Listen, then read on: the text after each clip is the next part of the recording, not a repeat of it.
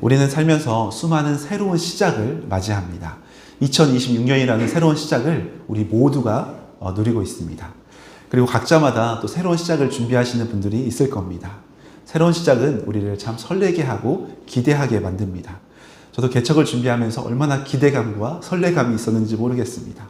그리고 입학을 또 준비하는 분들이 있고, 또 취업, 결혼, 또 혹은 사업의 변화, 새로운 시작을 하면서 새로운 문을 열면서 설렘을, 또 기대감을 가지고 있는 분들이 있을 겁니다. 또 동시에 어떤 마음이 있을까요? 막막한 미래에 대한 두려움이 우리 가운데 찾아옵니다. 독일의 철학자 하이데거는 인간을 가리켜서 던져진 존재다라는 표현을 썼습니다. 던져진 존재. 세상에 던져졌다는 거예요. 그러니까 낯선 환경에 아무런 준비 없이 던져질 때 어떤 마음이 들까요? 인간은 본능적으로 불안과 두려움을 느낀다고 합니다. 불안과 두려움. 과연 내가 잘할 수 있을까? 이 선택이 맞는 걸까? 내가 앞으로 잘 해나갈 수 있을까 하는 불안한 마음이 자연스럽게 들게 됩니다. 오늘 본문도 성경에서 어떻게 보면 손꼽히는 위대한 새로운 시작을 하는 그 장면이 나옵니다. 바로 믿음의 조상 아브라함이 하나님 앞에 새로운 부르심 가운데 나아가는 장면입니다. 우리가 모두 잘 아는 본문입니다. 창세기 1장부터 11장까지를 원역사라고 부릅니다. 그래서 온 인류의 역사입니다. 세상이 어떻게 창조되었고, 세상의 인류가 어떻게 시작되었고, 하나님의 사람들이 어떻게 시작되었는지 전 인류의 스토리가 등장합니다. 그리고 사람이 어떻게 죄를 범했는지, 아담이 타락하고, 또 가인이 살해를 저지르고, 또 노아의 홍수가 있고, 바벨탑 사건까지 인간은 끊임없이 하나님 없이 살아가려는 그러한 교만과 죄악 가운데 실패하고 넘어지는 장면을 보게 됩니다. 그 소란스러운 실패의 현장 가운데 그 끝자락에 하나님은 한 사람을 선택하셔서 오늘 본문 12장에 불러내십니다. 이 부르심을 통해 아브라함은 믿음의 조상이라고 불릴 정도로 위대한 인물로 세워지고, 나중에는 이스라엘의 민족, 히브리인의 조상이 되는 영광까지 얻게 됩니다. 훗날 모세는 이 신명기 7장 7절에서 하나님이 이스라엘 민족, 이 히브리 민족, 이 아브라함을 부르신 장면을 회상하면서 아브라함을 택하신 이유가 있다라고 말하며 이렇게 말을 했습니다. 같이 한번 고백해 볼까요? 시작.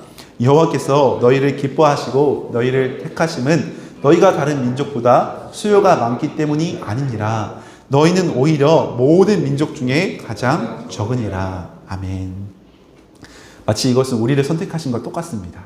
너희가 다른 민족보다 더 크고 위대해서가 아니라 오히려 모든 민족 중에 가장 적기 때문에, 가장 연약하기 때문에 너희를 불러 세웠다라고 말씀하시는 겁니다. 지금 아브라함을 선택하는 부분도 동일합니다. 하나님의 선택의 기준은 세상과 정반대였습니다. 세상은 크고 강하고 화려하고 많은 것을 선택하기를 좋아하지만 하나님은 가장 적은 자, 가장 약한 자를 부르셨습니다. 아브라함이 대단해서 부르신 것이 아니라 오히려 가장 적고 연약하기 때문에 불러주셨습니다. 이것이 바로 하나님의 은혜입니다. 우리는 어떤가요? 우리도 은혜로 부르심을 받았습니다.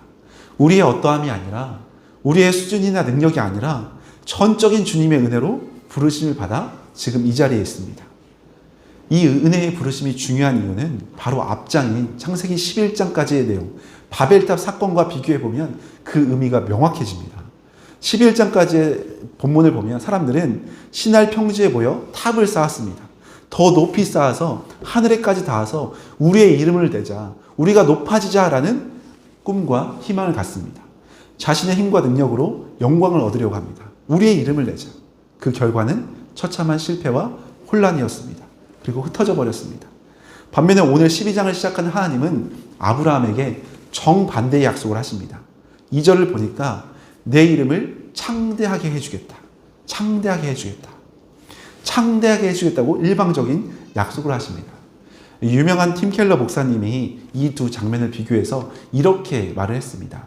세상은 스스로 이름을 내려고 발버둥 치지만 복음은 하나님이 은혜로 우리의 이름을 만들어주시는 것이다. 이해가 되시나요? 세상은 우리가 스스로 노력해서 영광을 얻으려고 하다가 넘어지지만 복음은 하나님의 은혜로 우리를 불러주셔서 이름을 영광스럽게 만들어주신다는 겁니다. 아브라함이 대단한 자격이 있어서 불러주신 것이 절대 아니었습니다. 그는 우상숭배의 중심지였던 갈대아 우르에 살던 평범한, 아니 지극히 연약한 자였습니다. 하나님의 전적인 은혜가 그를 불러와 찾아주시고 인도해 주신 겁니다. 우리도 믿음 안에서 아브라함의 영적인 후손입니다. 그래서 지금 우리가 살펴보고 있는 본문이 우리의 믿음의 선조, 우리의 일대 선조라고 할 수 있는 그 아브라함의 모습을 보면서 우리 또한 이 땅에서 어떻게 살아가야 할지를 살펴보고자 하는 겁니다. 아브라함에게 주신 오늘 약속의 말씀이 바로 우리 한 사람 한 사람, 바로 여러분 한 명 한 명에게 주시는 하나님의 은혜의 말씀을 기억하면서 오늘 함께 은혜를 나누기를 원합니다. 지금 나에게, 지금 여러분 한 분 한 분에게 오늘 말씀을 주시는 겁니다. 하나님께서는 아브라함에게 세 가지 명령을 크게 하셨는데 그 의미를 함께 묵상하며 은혜를 나누겠습니다. 첫 번째 명령은 떠나라입니다. 떠나라. 첫 번째 명령은 떠나라. 여호와께서 아브라함에게 이르시되 너는 너의 고향과 친척과 아버지의 집을 떠나라고 1장 3반절에 말씀하고 있습니다. 역사적인 배경을 보자면 이 명령은 충격적입니다. 당시 아브라함이 살던 갈대아 우르는 인류 최초의 수메르 문명이 있던 중심지였습니다.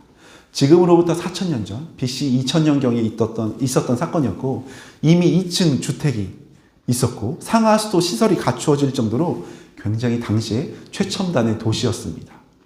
그렇지만 반면에 네가 떠나서 가라 하는 그 땅은 가나안 땅은 변방에 있는 정말 사람이 사람을 잡아먹는 야만족이 있는 거친 야만과 기근이 있는 비가 내리지 않으면 굶어 죽어야만 하는 작고 초라한 땅이었습니다.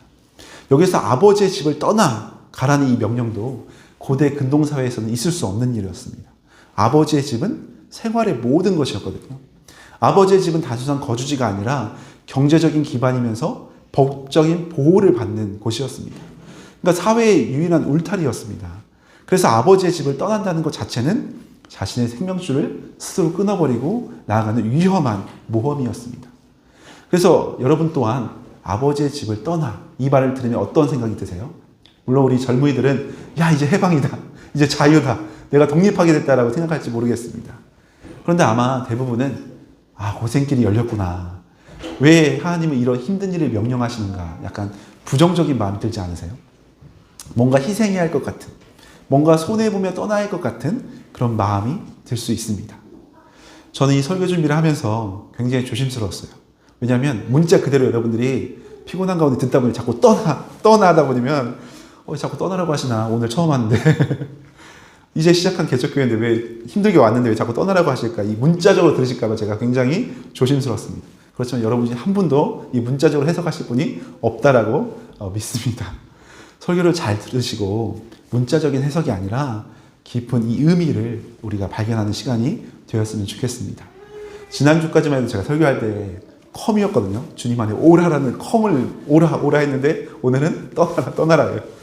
의미를 잘 묵상하시면 좋겠습니다. 사실 히브리어 원문을 보면 이 떠나라는 단어는 동사는 등장하진 않습니다. 그런데 어디로 가려면 우리는 분명히 가기 전에 그곳을 떠나서 나와야 합니다. 그래서 하나님은 목적지를 향해 가는 것을 명령하셨지만 그 명령을 순종하기 앞서서 우리 반드시 익숙한 곳을 떠나는 결단이 있어야 합니다. 그런데 이 떠남은 우리의 일방적인 헌신이나 희생을 강요한 것처럼 들리지만 그렇지 않다는 겁니다. 성경의 히브리 원어를 보면 하나님은 그냥 떠나라고 하지 않으시고 레크라카라는 단어를 사용했습니다. 레크레카. 레크는 그곳을 떠나서 가다라는 뜻이고 레카는 너를 위하여라는 뜻입니다. 너를 위하여. 그러니까 합치면 너를 위하여 떠나라, 너를 위하여 가라, 너 자신을 위하여 가는 것이다 라는 원문의 의미가 담겨 있습니다. 단순히 떠나서 가라고 명령하실 거였으면 레크, 떠나가라 이 단어로만 충분했는데 굳이 뒤에 레카, 너를 위하여 라는 단어를 붙이셨습니다. 이것은 단순히 떠남이 하나님을 위한 희생과 헌신이 아니었습니다. 결국 아브라함 자신을 위한 축복의 기름을 강조하고 있는 표현입니다. 그래서 랍비들 또한, 유대인 랍비들도 이 본문을 해석할 때 너의 본질, 너의 진짜 모습을 위해서 너를 찾아서 떠나가라라는 의미로 해석합니다. 그동안 살아온 내가 편했던, 내가 의존했던 외적인 조건들 있잖아요. 그것들을 떠날 때 비로소 하나님 앞에 진실하게 서 있는 진짜 나를 만날 수 있다는 겁니다. 그러니까 물리적으로 어디를 떠나는 장소의 변화를 지금 말씀하는 것보다 더 중요한 것은 하나님 앞에 내 자신에 대한 존재 발견이 필요하다는 겁니다. 존재 발견. 신앙은 하나님 안에서 참된 자아를 찾아가는 믿음의 여정입니다. 이처럼 하나님은 아브라함을 고생시키려고 하나님 자신만 위해서 부른 것이 아니라 세상의 안락함과 우상 문화 속에 파묻혀서 잃어버린 하나님의 형상을 닮은 존귀한 너 자신을, 존귀한 그 형상을 되찾아주게 하시려고 부르신 겁니다. 그래서 영성의 대가 C.S. 루이스는 순전한 기독교라는 책에서 이렇게 우리에게 설명해 줍니다. 우리가 우리 자신을 버리고 하나님께로 돌아서는 순간 우리는 비로소 진짜다를 찾게 된다. 왜냐하면 하나님이 우리를 만드셨기 때문이다. 세상을 떠나는 것은 나를 잃어버리는 것이 아니라 가장 나다워지는 방법, 믿음으로 회복하는 길이라는 겁니다. 우리는 세상에 발을 딛고 살아가지만 세상의 흐름을 따라서 죄악으로 물결치듯 요동치는 떠내려가는 인생이 절대 아닙니다. 사람들이 선호하는 높은 바벨탑, 어떤 조건, 어떤 명예, 어떤 권력을 얻기 위해서 만들어내는, 찍어내는 벽돌과 같은 기성품 인생이 절대 되어서는 안 됩니다. 사도 바울은 그래서 에베소서 2장 10절에 우리의 정체성을 이렇게 말씀합니다. 같이 읽겠습니다. 시작. 우리는 그가 만드신 바라 그리스도 예수 안에서 선한 일을 위하여 지으심을 받은 자니. 아멘. 우리는 하나님이 만드신 거예요. 선한 일을 위하여 우리를 지으셨다고 합니다. 여기서 만드신 바는 헬라어로 포이에마입니다. 포이에마. 영어 단어 포임, C가 여기서 나왔습니다. 이것은 공장에서 대량 생산된 공산품, 제품이 우리는 절대 아니라는 겁니다. 하나님께서 여러분 한 사람 한 사람을 고유한 계획을 가지고 빚으신 세상에 단 하나뿐인 하나님의 아름다운 시, 포임이자 최고의 걸작품이라는 의미입니다. 그러니까 우리가 지문만 보더라도, 우리의 홍채만 보더라도, 우리의 생김새만 보더라도 똑같은 사람이 없다라고 하잖아요. 하나님이 증거로 우리에게 이렇게 만들어 주셨는데 우리는 단 한 사람도 그냥 만들어진 존재가 없다라는 겁니다. 하나님이 특별히 한 영혼 한 영혼을 향해서 하나님의 형상으로 존귀하게 만드셨다는 겁니다. 그러므로 오늘 우리에게 이 떠나다라는 의미는 레크라카는 단순히 이사하거나 장소를 옮기라는 것이 아닙니다. 로마서 12장 2절 말씀처럼 우리에게 이렇게 명령하는 겁니다. 너희는 이 세대를 본받지 말고, 이 악한 세대를 본받지 말고, 이 세상의 악한 기류를 본받지 말고 오직 마음을 새롭게 함으로 변화를 받아 하나님의 선하시고 기뻐하시고 온전하신 뜻이 무엇인지 분별하도록 하라. 이 세대를 절대 본받아서는 안 된다. 세상이 우리를 현혹시켜서 욕망의 틀을 갖춰서 세상 가운데 흘러가게 하는 그 상황에 절대 본받아서는 안 된다. 오히려 그걸 깨뜨리고 나와야 한다라는 의미입니다. 세상의 헛된 길에서, 죄악의 길에서 돌이키라는 겁니다. 그리고 진짜 우리를 사랑하시는 하나님의 그 진짜 가치를 발견하면서 창조주 하나님께 방향을 전환하여 떠나오라는 말씀입니다. 세상이 매겨주는 가치의 꼬리표를 떼어내고 나를 걸작품으로 지으신 하나님의 그 품으로 돌아서 오라는, 바로 너를 위하여 하나님께로 떠나오라는, 세상에서 벗어나 주님께로 떠나오라는 주님의 사랑의 명령인 겁니다. 하나님 안에서 여러분은 진짜 귀한 사람입니다. 하나님의 작품 중에 최고의 작품, 걸작품입니다. 누구도 여러분을 대신할 수 없습니다. 주님의 사랑의 품 안에서 진짜 소중한 나를 발견하는 행복한 삶이 되시기를 간절히 소망합니다. 또한 두 번째 명령은 우리에게 이렇게 말씀합니다. 가라. 자꾸 어디를 가라고 제가 하시는 것 같은데, 가라. 1절 하반절에 이렇게 말씀합니다. 내가 내게 보여줄 땅으로 가라. 떠난 자는 이제 세상에서 벗어나 이제 주님의 품으로 떠난 자는 이제 가야 한다는 겁니다. 하나님께서 보여줄 땅으로 가라 이런 명령을 하십니다. 보여줄 땅. 히브리어로 이 보여줄의 보여줄은 아르에카라는 단어입니다. 아르에카. 이것은 이미 다 보여준 땅이 아니라 앞으로 계속해서 보여줄 땅으로 가라는 뜻입니다. 여기에서 보여줄은 완료됐다는 뜻이 아니라 미완료형의 시제입니다. 미완료. 이미 다 보여준 땅이 아니라 앞으로 계속해서 보여줄 땅입니다. 하나님께서 아브라함에게 목적지가 표시된 전체 지도를 쫙 펼치시면서 보여주면서 가라는 것이 아니라 아브라함아, 내가 한 걸음 순종하며 내디디면 내가 한 걸음 한 걸음 보여줄게. 또 한 걸음 내디디면 내가 또 보여줄게. 그렇게 내가 새로운 은혜를 네 앞에 펼쳐줄게 라는 그런 의미입니다. 지속적으로 인도해 주시겠다. 내가 너와 영원히 함께하며 한 걸음 한 걸음 보여주겠다라는 특별한 약속이 담긴 말씀인 겁니다. 사실 아니 지금 앞으로 길을 훤히 다 보여주면서 자 가자 내가 꽃길을 펼쳐놨다 해도 우리가 갈까 말까잖아요. 그런데 지금 조금 보여주면서 아니 목적지도 알려주지 않으시면서 가라라는 명령이 대책 없이 보일 때가 있습니다. 그렇지만 하나님은 분명한 약속을 주셨습니다. 2절에 이렇게 말씀합니다. 우리에게 주신 축복이라 믿고 함께 고백해 보겠습니다. 시작. 내가 너로 큰 민족을 이루고 내게 복을 주어 내 이름을 창대하게 하리니. 아멘. 아브라함과 우리에게 주신 복입니다. 고대 사회에서 사실 어떤 보호자나 안전한 군사 없이 이 떠난다는 여행은 목숨을 건 위험한 도박이었습니다. 게다가 아브라함은 75세라는 굉장히 많은 노년의 나이입니다.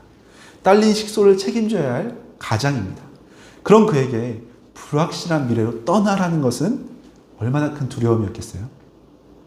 아브라함이라고 해서 우리가 다른 사람이지는 않았습니다. 오히려 동일하게 연약하고 부족한 사람이었습니다. 나중에는 하나님의 그 훈련 가운데 믿음이 성장하는 귀한 길로 가지만 초반에 그의 모습을 보면 두려움 가운데 아내도 막 팔아 넘기려고 하고 굉장히 염려가 많은 그런 두려움 많은 사람이었습니다. 앞이 보이지 않으니까 불안하고 당장 내일에 우리 가족들을 어떻게 이 식솔들을 책임질까 하는 걱정이 엄습해오는 그 상황 속에 그는 피할 수 없는 현실을 마주합니다. 그럼에도 아브라함은 어떻게 이 길을 떠날 수 있었을까? 목적지는 몰랐지만 목적지는 알 수 없었지만 이 길의 인도자가 누구인지 명확히 알았습니다. 안전하게 보호하고 함께한 동행자가 누구인지 알았기 때문에 아브라함은 믿음으로 순종하여 한 걸음 나아갈 수 있었습니다. 이처럼 하나님은 우리를 무책임하게 광야로 내모는 분이 아닙니다. 내가 내게 보여줄 땅으로 가라. 이 말씀은 내가 알아서 찾아가라라는 방임이 아닙니다. 내가 보여줄게. 내가 책임질게 라고 말씀하시는 하나님 아버지의 사랑의 약속입니다. 조금 전에 말씀드린 이 보여줄 땅이라는 단어는 미완료형 시제라고 했습니다. 이것은 한 번 보여주고 끝나는 것이 아니라 계속해서 끊임없이 보여주겠다라는 하나님의 확고한 의지가 담겨있는 표현입니다. 마치 내비게이션으로 길을 안내받으면 실시간으로 길을 안내하듯이 다음은 우회전입니다. 다음은 좌회전입니다. 이렇게 한 걸음 한 걸음 인도하듯이 우리가 한 걸음 내디디면 그때 다음을 또 인도해 주시고 또 한 걸음 내디디면 새로운 길을 보여주시는 그런 지속적인 동행의 약속인 겁니다. 물론 우리 눈앞에 황금빛 미래가 쫙 펼쳐져 있지 않기 때문에 때론 두려움이 휩싸일 때도 있습니다. 하지만 나치 수용소의 절망적인 그 어둠 속에서도 믿음을 지켰던 코리 텐 붐이라는 여사가 이런 말을 우리에게 위로하는 것처럼 명언을 남겼습니다. 이렇게 고백합니다. 알 수 없는 미래를 다 아시는 주님께 맡기는 것을 두려워하지 마십시오. 알 수 없는 미래를 다 아시는 주님께 맡기는 것을 두려워하지 마십시오. 마치 우리는 두려움이 휩싸일 때 알 수 없는 미래 때문에 굉장히 두려워합니다. 그렇지만 다 아신 주님께 맡긴 것을 우리는 두려워할 필요가 없다는 겁니다. 우리가 두려움에 휩싸이는 이유는 미래를 모르기 때문인 것 같지만 사실은 미래를 다 아시는 주님께 온전히 신뢰를 맡기지 못하기 때문에 온전히 주님께 다 신뢰하지 못하기 때문에 우리가 오히려 두려움에 휩싸일지도 모르겠습니다. 또 코리텐붐 여사는 이런 말도 남겼습니다. 어둠이 아무리 깊어도 하나님의 사랑은 그보다 더 깊습니다. 우리의 어둠이 아무리 깊어도 하나님의 사랑은 그보다 훨씬 더 깊다는 겁니다. 죽음의 위기 가운데 살아 돌아온 이 여사가 이 말을 하니 우리에게 더 큰 위로와 격려가 되는 것 같습니다. 하나님은 우리에게 삶의 모든 계획을 다 알려주시지는 않습니다. 대신에 어두운 밤길을 비춰주는 등불처럼 은혜의 약속을 하십니다. 마치 시편 119편 105절의 고백과 같습니다. 같이 한번 고백하게 해보겠습니다. 시작. 주의 말씀은 내 발의 등이요 내 길의 빛이니이다. 아멘. 등불은 멀리까지 한 번에 다 비추지 않죠. 내 발 한 발자국 한 발자국 앞서서 비춰줍니다. 앞길을 한 번에 다 안 비춰줘도 괜찮습니다. 그 한 걸음 비출 때마다 우리가 충분히 걸어갈 수 있습니다. 그 한 걸음을 떼면 불빛도 함께 이동하면서 길을 비춰주기 때문입니다. 그렇게 하나님께서 가라 하신 것은 너 혼자 가라는 차가운 명령이 아닙니다. 앞이 안 보이지. 그러니 내 손을 꼭 잡아라. 내가 내 손을 붙들어 줄게. 내가 내게 보여줄 그 땅이 있으니 나를 믿고 한 걸음씩 나와 함께 걸어가자. 어떻게 보면 올해 새해 2026년을 시작하는 우리 모두에게 주시는 약속의 말씀이라고 믿습니다. 가장 어두운 길을 걸을 때 우리는 안내자의 손을 꼭 붙잡게 될 수밖에 없습니다. 이처럼 올 한 해 우리는 다 모릅니다. 3월달에, 4월달에, 12월달에 어떤 일이 일어날지 다 알 수는 없습니다. 그렇지만 그 순간마다 주의 손을 꼭 붙잡고 한 걸음 한 걸음 나가다 보면 하나님께서 가장 크신 은혜로 이미 예비하신 은혜로 우리를 채우시고 역사에 가실 줄로 믿습니다. 그 주님의 손 꼭 붙잡고 한 걸음씩 걸어가는 믿음의 성도님들 되시기를 간절히 소망합니다. 마지막으로 한 가지만 더 살펴볼 텐데요. 세 번째 명령은 바로 복이 될지라입니다. 너는 복이 될지라. 아브라함과 우리에게 하신 명령입니다. 마지막으로 떠나가서 순종하는 자에게 주시는 하나님의 목적은 바로 너는 복이 될지라입니다. 많은 분이 이 구절을 복 많이 받으세요 라는 덕담 정도 생각하기 쉽습니다. 하지만 히브리 원어를 보면 아주 강력한 명령형입니다. 바로 너는 복을 받을 것이다. 너는 복 자체이다 라는 아주 엄중한 명령입니다. 복을 받아라 정도의 수동적인 의미가 아니라 너는 복 자체이다. 네가 복이다 라는 우리의 정체성을 복이라라고 아주 명령하시는 겁니다.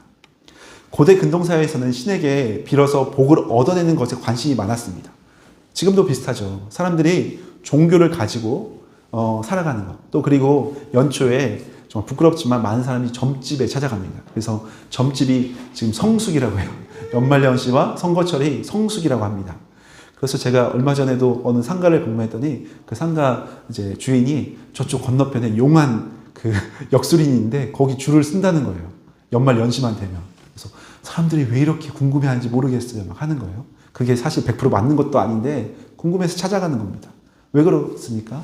미래를 모르니까 조금이라도 미래를 먼저 알고 싶어서 미래를 정말 점괘를 받아서 정말 안전하게 가고 싶은 그런 간절한 마음이 있는 것이지 않겠습니까?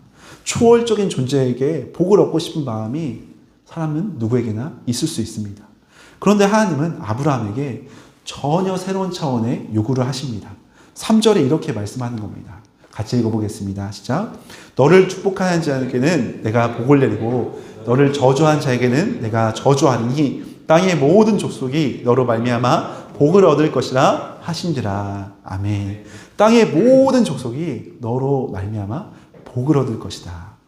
아브라함아, 너는 복을 받아야만 하는 존재가 아니라 이미 내가 복 자체이다. 그러니까 네가 가는 곳에 복된 자리가 될 것이고 네가 만나는 사람이 너 때문에 복을 받게 될 것이다 라는 존재의 변화를 말씀하는 겁니다. 존재의 변화입니다. 복을 소유하는, 복 달라는 개념이 아니라 하나님 안에서 우리 자체가 이미 복이라는 겁니다. 여기서 모든 족속은 단순히 여러 나라를 의미하는 게 아닙니다. 혈연으로 맺어진 씨족, 가문, 가정을 의미합니다. 그러니까 너 한 사람 때문에 세상에 무너진 가정들이 살아나게 될 것이다 라는 성교적 치유와 회복의 메시지입니다. 가정이 살아나게 하심으로 우리 공동체를 살려내게 하시고 가정이 살아나게 하심으로 나라를 살리시려는 하나님의 뜻과 계획이 있습니다. 우리 한 사람 한 사람 잘 먹고 잘 살자고 나만 잘 먹고 잘 살자고 기복신앙으로 우리를 부르신 것이 아닙니다. 나로 인해 우리 가정이 살아나고 나로 인해 삭막한 우리 직장과 사업장과 내가 가는 모든 것이 예수님의 사랑으로 살아나는 회복되는 그 은혜로 우리를 부르신 겁니다. 복을 움켜쥐고 나만 잘 먹고 잘 사는 자가 아니라 복을 흘려보내는 복이 무한대로 나가는 복의 통로로 복의 사람으로 우리를 세워주셨다는 겁니다. 여러분 아브라함의 복이 무엇입니까? 여기에 보면 땅의 모든 족속, 땅 얘기를 하니까 부동산이라고 우리가 쉽게 생각할 수 있겠지만 땅을 소유하고 자식이 잘 되는 것으로 주님은 마무리하지 않았습니다. 사도 바울은 갈라디아서 3장 14절에서 아브라함의 이 복의 실체, 구약에서 말씀하신 이 복의 실체가 무엇인지 신약 성경인 갈라디아서에 이렇게 우리에게 말씀해주고 있습니다. 같이 한번 고백해 보겠습니다. 시작. 이는 그리스도 예수 안에서 아브라함의 복이 이방인에게 미치게 하고 또 우리로 하여금 믿음으로 말미암아 성령의 약속을 받게 하려 함이라. 아멘. 조금 어렵게 문장이 되어 있긴 하지만 결론은 놀라운 축복입니다. 하나님이 아브라함에게 주시려던 그 복, 아브라함의 후손이 우리에게 주시려는 그 복 자체는 바로 예수 그리스도 안에서 아브라함의 복이 이방인 모든 사람에게 흘러가는 것인데, 그것은 바로 성령의 약속, 성령을 받게 하려 하십니다라는 말씀입니다. 그 구약은 그림자고 신약에서 실체이신 예수님이 오셨다고 했잖아요. 그래서 우리는 예수 그리스도 안에서 해석해야 하는데 바로 성령을 우리에게 주시려는 게 최종적인 복이라는 겁니다. 그래서 마틴 루터는 이것을 위대한 교환이라는 단어를 썼어요. 위대한 교환. 예수님은 십자가에서 저주를 가져가시고 대신 우리에게 가장 큰 복, 하나님의 영이신 예수 그리스도의 영이신 성령님을 우리에게 주셨다는 겁니다. 위대한 교환이에요. 존 스토트 목사님도 이 부분을 이렇게 말씀했습니다. 하나님께서 아브라함에 약속하신 복은 단순히 죄 용서, 칭의에서 멈추지 않고 하나님은 우리를 의롭다 하신 후에 친히 우리 안에 들어와 사십니다. 이 성령의 내주하심이야말로 구속의 절정이자 아브라함의 복의 실체입니다 라는 말을 합니다. 성령의 내주, 하나님이 우리 안에 사시는 것 자체가 가장 큰 복이다라고 말씀하는 겁니다. 그러니까 우리는 이미 최고의 복을 받은 사람들입니다. 물론 우리의 감정에 따라서 두려움의 감정이 휩싸이면 하나님을 덮어버리는 죄를 범하니까 우리가 혼자인 것 같지만 하나님이 이미 우리 안에 충만하게 내주하신다는 겁니다. 그 무엇으로도 살 수 없는 하나님 자신이 지금 우리 안에 계신데 우리가 무엇을 걱정할 필요가 있겠습니까? 이 성령의 복, 임마누엘의 복을 받은 우리가 가장 복된 주의 자녀입니다. 말씀을 마무리하면서 저 또한 작은 고백을 나누고자 합니다. 저도 우리 온성교회를 이렇게 새롭게 시작하는 개척을 앞두면서 하나님의 부르심 앞에 섰을 때 아브라함처럼 두려움이 너무나 가득했습니다.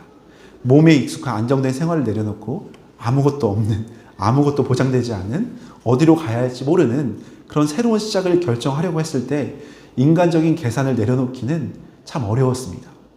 한 가정의 가장으로서 또 현실적인 무게, 또 앞으로의 삶에 대한 염려, 이런 당황스러운 여러 가지 고민들이 있었습니다. 그럴 때 많은 분들이 정말 맨땅에 개척하려냐고, 정말 맨땅에 할 수 있겠냐고, 이런 당장 현실적인 우려도 했었습니다. 그래서 하나님 어떻게 해야 할까요? 어떻게 해야 할까요? 이 기도가 초창기에 가장 많이 했던 기도인 것 같습니다. 마치 아브라함이 느꼈을 베트 아버지의 집에서 떠나는 것, 이 울타리를 떠나는 것에 대한 본능적인 두려움이 저에게도 있었습니다. 하지만 주님의 약속의 말씀이 너무나 크니까, 보이지 않는 하나님의 놀라우신 은혜가 너무나 크다 보니까 이 보이지 않는 안개 속으로 한 걸음 믿음의 발걸음을 내딛는데 크게 어려움이 없었던 것 같습니다. 놀랍게도 제가 발을 떼는 그 순간부터 하나님께서 마치 오래전부터 준비하고 기다리셨어서 제가 준비 시작하면 마치 주님께서도 일을 시작하시려고 기다리셨던 것처럼 폭풍이 몰아치듯 강권적으로 일하시는 하나님의 손길을 경험하게 하셨습니다. 하나님께서는 제가 계획하거나 상상하지도 못한 방법으로 이 아름다운 예배의 처소를 준비하게 해주셨고, 삭막한 도시에서 지친 영혼들이 언제든 와서 주님을 만나며 쉼을 누리며 회복할 수 있는 예배의 처소를 예비해 주셨습니다. 그래서 우리 교회가 정말 기적 가운데 세워지게 하셨습니다. 필요한 재정이 있으면 귀한 손길들을 통해 채워주셨고, 또 무엇보다 눈물로 함께 기도할 기도의 동역자를 세워주시고, 지금은 무엇보다도 함께 기도하고 예배드릴 신실한 성도님들을 보내주고 계십니다. 제가 한 것이 아무것도 없습니다. 두려움을 넘어서 순종의 발걸음을 떼는 그 한 걸음 한 걸음 나아갈 때 하나님은 여호와 이레로 이미 저만큼 앞서가셔서 모든 것을 준비하고 기다리고 계셨습니다. 사실 여기 앉아 계신 성도님 중에 저보다 간증이 더 많은 분들이 있습니다. 저보다 이곳을 위해서 이미 먼저 기도하시고, 이곳을 위해서 더 간절히 예배 처소가 세워지기를, 기도의 공간이 세워지기를, 교회가 세워지기를 기도하신 분들이 있다고 나중에 듣게 되면서 하나님의 합력하여 이루신 선이 얼마나 놀라운지를 깨달으면서 감사해하고 있습니다. 그래서 이 간증의 기회를 들을 기회가 앞으로도 많을 거라고 기대됩니다. 얼마나 감사하고 얼마나 기적인지 주님께 영광 올려드릴 뿐입니다. 그래서 지난주 금요일에도 예배드리러 왔다가 놀래서 가신 분들이 많았습니다. 너무 많이 왔거든요. 저희도 깜짝 놀랐습니다. 이렇게 하나님께서 기도의 영혼들을 많이 보내실 줄 몰라서 너무 감사했습니다. 우리 모두 하나님께서 합력하여 최선으로 인도하시는 이 은혜를 우리가 누리고 있는 중입니다. 사랑하는 여러분, 오늘 하나님은 두려움 속에 서 있는 우리에게 너는 복이 될지라 라고 말씀하십니다. 어쩌면 이 말씀이 두려움 속에 있는 우리에게 정말 부담으로 다가올 수도 있을지 모르겠습니다. 지금 내 코가 석자인데 나는 가진 것이 별로 없는데 내가 과연 내 자신 돌보기도 힘든데 누구에게 복이 되는 삶을 살 수 있을까라는 염려가 들 수도 있습니다. 맞습니다. 우리의 힘과 자신의 능력으로는 결코 세상에 복이 될 힘이 없습니다. 그렇지만 우리 안에는 선한 것이 없지만 우리가 세상에 복이 될 수 있는 유일하고도 확실한 근거를 주님은 이미 말씀해 주고 계신 겁니다.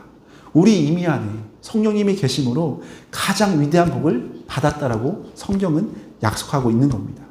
우리 주 예수님께서 십자가에서 이미 위대한 교환을 완벽하게 이루셨습니다. 그래서 모든 저주와 죄악을 가져가시고 우리 안에 영원한 의와 은혜와 성령의 충만함을 부어주셨습니다. 이것이 복음의 비밀입니다. 아브라함의 복은 단순히 땅이나 어떤 재물이 아니었습니다. 하나님의 영이신 성령님이 우리 안에 함께하는 것, 이것이야말로 아브라함이 받았던 그 어떤 축복보다 더 크고 영광스러운 최고의 복, 바로 우리가 이미 소유하고 있는 복입니다. 그러므로 우리는 더 이상 복을 구걸할 필요가 없습니다. 더 이상 복을 간절히 바라는 그런 가난한 자들이 아닙니다. 천하보다 귀하신 예수 그리스도의 은혜와 성령님을 이미 소유한 자, 부유한 자, 찐 부자들입니다. 여러분, 부유한 자들입니다. 찐 부자들입니다. 그래서 우리는 내 안에 계신 예수 그리스도라는 가장 큰 복을 세상에 전달하는 축복의 통로로 능히 살아갈 수 있는 귀한 자녀들입니다. 이번 한 주간도 여러분의 믿음의 발걸음 위에 주님의 은혜와 평안이 충만하여서 세상에 복음을 증거하는 복 있는 삶, 축복의 삶이 사시기를 예수님의 이름으로 간절히 축원합니다.